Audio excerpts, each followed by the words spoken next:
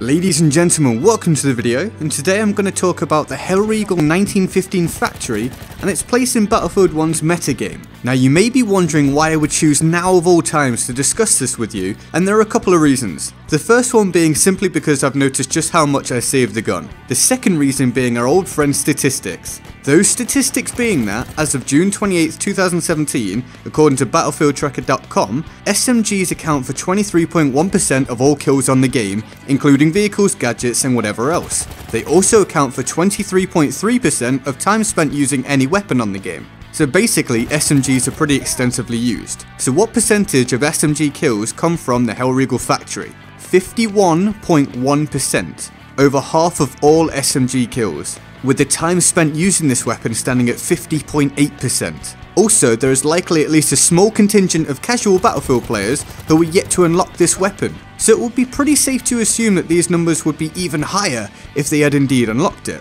These are pretty surprising figures, and I certainly didn't expect them to be this high. But why is the weapon used so much, and why does it appear to be so effective? Well, it falls right in the sweet spot where damage to rate of fire is concerned. It fires 650 rounds per minute, which gives it a fast time to kill, while still being controllable where recoil is concerned. In fact, this might be the standout reason for the gun's popularity. The recoil on the Hellriegel factory is just so easy to control, whether it's short range, medium range, or even in some cases fairly long range, especially if you burst fire the weapon. So you would imagine that perhaps to compensate for this, it would have a reasonably small magazine.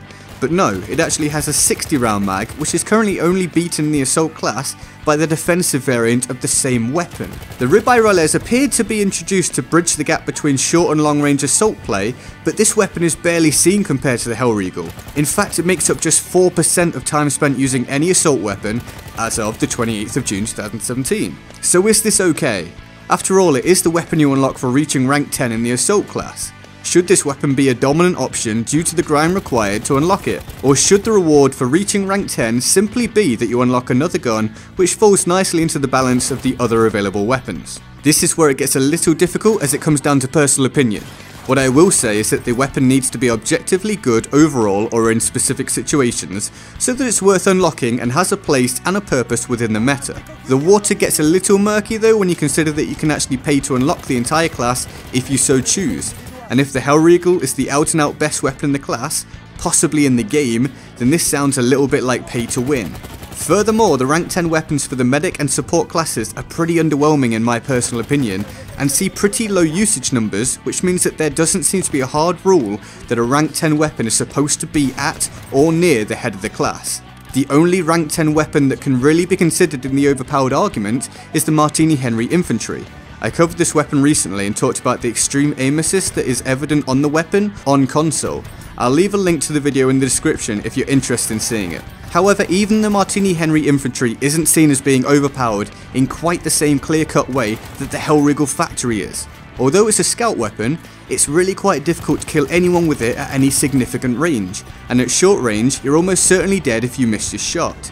In addition to this is that both in my comments section and on the Battlefield forums, there were people saying that they can't get the gun to do what I was getting it to do in the video, so it might not be as easy mode as I or others initially believed. The Hellriegel doesn't suffer the same issues. It's a submachine gun, but it has strong range capabilities whilst also being pretty easy to use.